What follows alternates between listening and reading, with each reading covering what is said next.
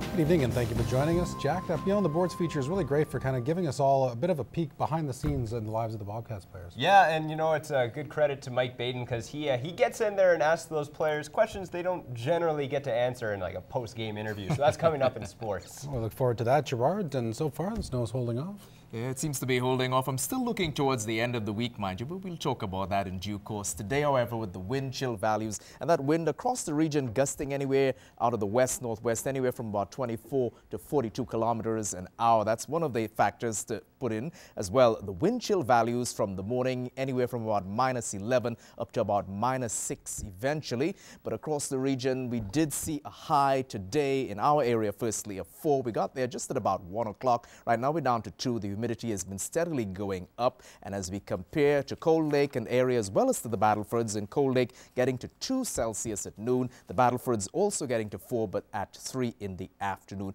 We're seeing some clouds building up but don't seem to be anything too ominous about them. They should eventually clear off, but we'll talk all about it in the second segment. And the support for the Sask party was certainly present in the border city yesterday as well. Incumbent Tim McMillan retained his seat in a landslide victory. Whitney Stinson was there for his second electoral triumph. Gracie McMillan was the first one to congratulate her dad, but after an official announcement... And I'd like to introduce you to our MLA for the next 4 years, Tim McMillan. His oldest daughter, Riley, was quick to say good job. After a long night of making good luck signs, the girls were so proud of their dad. McMillan says this victory is dedicated to his family. I have the most supportive wife in the world and 2 little girls that are just terrific. So we make it work, and to have them here tonight is very special. With the help of his family and his campaign team's hard work, he says he was able to get his ideas out there, and that's what won him the race. There were clear choices. It wasn't 2 parties fighting for the center. It was 2 distinct visions of Saskatchewan's future, and I'm very pleased that it was a decisive victory tonight. Decisive might be an understatement. McMillan came away with 66% of the vote, but it was a fairly low voter turnout with a little over 4,000 people pitching in their voice for the region. NDP candidate Wayne Byers says he had a great participation on the doorstep, but unfortunately not at the polls. But at the end of the day, people chose to stay home here. Even so, he's proud of the campaign he ran and the conversations he was able to spark. Healthcare was the reason I got involved in this election, and I'm glad I had that dialogue, and I still will keep pushing for better health care in our province and in our rural communities. This is the first time the Green Party ran a candidate in this riding, and it was Megan Hupham's debut in politics. Sitting at under 200 votes, she's still staying positive. As a party, we never even had a full slate of candidates, nor were we even third party before, and we've reached those goals. So I have to be really happy for that. And although we'd love to win polls and go big today, but what we have to look at is this is just the beginning. The Green Party had the goal of becoming the third party in the province, and with the dip the NDP took last night, even Tim McMillan has to wonder if they'll continue to move up. She ran a very good campaign. She was extremely well-spoken and articulate at the debate.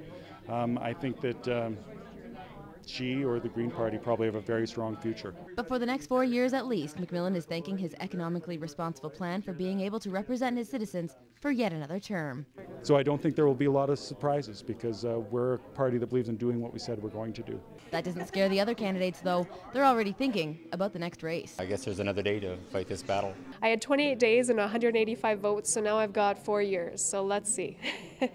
Whitney Stinson, Newcap News. After another dangerous incident with a stolen vehicle in Cold Lake, RCMP are very concerned with the public safety. As Clayton Brown explains, another 3 vehicles were stolen, and the cops are now looking for your help. It's been over 2 months since a string of car thefts began between Bonnyville and Cold Lake. And just recently, car thieves struck again. Cold Lake experienced another 3 vehicles go missing from the community.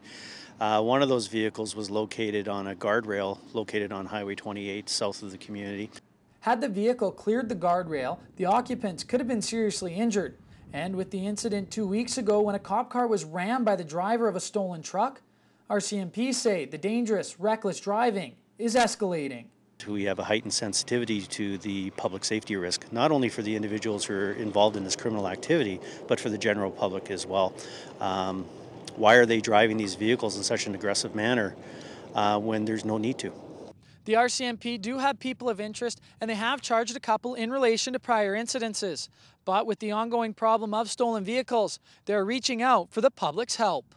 We're looking for the public's cooperation. So if you know who these people are, there are vehicles and opportunities available for people to identify and provide us with information where we can hold them accountable. People are also being asked to pay extra attention and to report anything that seems out of the ordinary.